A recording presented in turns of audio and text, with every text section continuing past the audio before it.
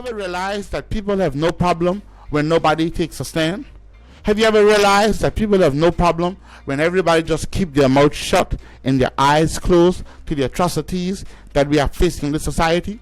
Do you believe for 1 second that the last 8 to 10 weeks that I have been on the airwaves talking about some of these issues has gained me popularity with everybody? Of course not. There are those even listening to me now wish I would stop talking the way I talk. There are those that may call in on my show from time to time who wish I wouldn't touch on the things I touch on. There are those who want to call in and tell me just to shut your mouth. But they know deep down inside that the truth is the truth. And Turks and Caicos Islanders, the Bible tells you that the truth shall set you free. One of the things that I like to compare to the truth is the Word of God. The Bible said the Word of God is quick, it is sharper than any two-edged sword. It cuts to the marrow of the bones and the sawing of asunder. We have to understand in this country that if we are going to see change, we've got to take a stand. The history of every country I've ever studied, whether it be the United States of America, whether it be the Commonwealth of the Bahamas, Barbados, Trinidad, Jamaica, South Africa, wherever you want to call it, change never comes unless people take a stand. Every country has a set of lazy people, but when I talk about progress and development for our people, obviously it's for those persons who want to grab it. No one is gonna force your head to the water and say drink.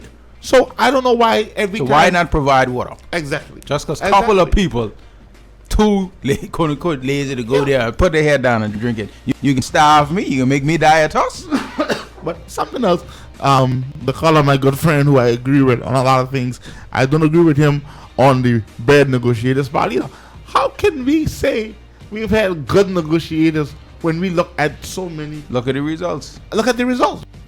As we celebrate this Youth Week, I want to encourage young Turks and Caicos Islanders who have been sidestepped, who have been sidetracked, who have been pushed over, who have been neglected. I listen to the theme of this Youth Week that speaks to celebrating arts and culture, but yet I know of the story of the young Raisha Higgs, who is passionate about performing arts, who had a dance camp during this summer, who had to turn around and fight the government for a scholarship that she deserved and qualified for. Yet you say to this generation, you are celebrating arts and culture. We are saying give way to honesty, give way to integrity in the public service, give way to investing in the youth and empowering their dreams. You see, this road that we are on, young people are no longer fooled by you saying to them you love them, by you saying to them that you believe in them. But when we look at the policies, decisions that you make, when we look at the things that you do for expats, the things that you do for yourselves while you are in cabinet or even as a member of the House, we realize that your priority has been wrong for a very long time. As Mr. Carl Ewing alluded to a while ago on this show, we have to stop talking about creating heroes in this country and start developing heroes in this country. It is sad and depressing to see that we have had the only conch farm in this part of the world for over 20 years, and still no elected government has found a vision to invest and expend in the project. Turks and Caicos Islanders, we now have one of the only fish farm in the world, growing fish. And if you've tasted that fish, you will see the potential that agriculture and fisheries have in this country. Yet after 40 years, it remains untapped by our elected governments. 40 years is how long we have heard about the importance of agriculture in feeding ourselves, but not one serious farm has been assisted, developed, and used as a basis for future food independence. For 40 years, politicians have been calling North Caicos, the island that I was raised on, the Garden Island. The island that has formed a part of the government for 40 years. An island that has given this country countless chief ministers, premiers, and ministers in government. They call it the Garden Island, but refuse to ensure that something can grow there to feed the rest of the country. They call Middle and North Caicos the bread basket of the Turks and Caicos Islands, but they refuse to put bread inside the basket. After 40 years, it's time to come out of the wilderness. What does 40 mean to us? 40 years is how long our politicians have promised to put Turks and Caicos belongers first, but we end up somewhere between last and no place at all. 40 years is how long we have been promised a reliable healthcare system. But currently, we are paying a healthcare bill to the tune of over $2 billion by the time the contract ends, and still we are sending patients overseas.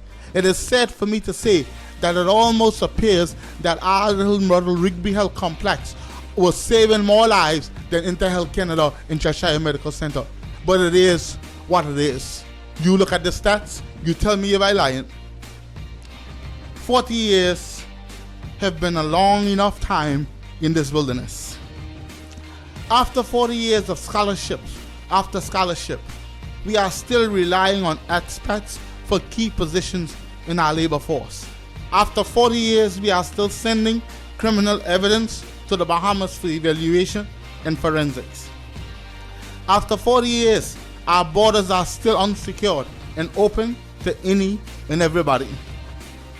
After 40 years, we are still waiting on an international airport for Providence CLEs, which does not leak water when it rains.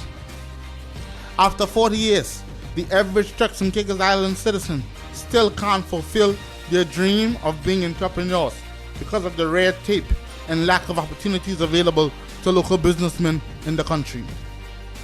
After 40 years of talking about self-determination and economic and political independence, governments after governments from 1980 have been building an economy that is dependent on foreign investment, foreign labor, and foreign matriculation. You tell me, if everything you invest in depends on foreign contribution, then how can this country be serious about self-determination? After 40 years, Turks and Caicos, it's time to leave the wilderness. 40 years is long enough. By now, we should all want something different.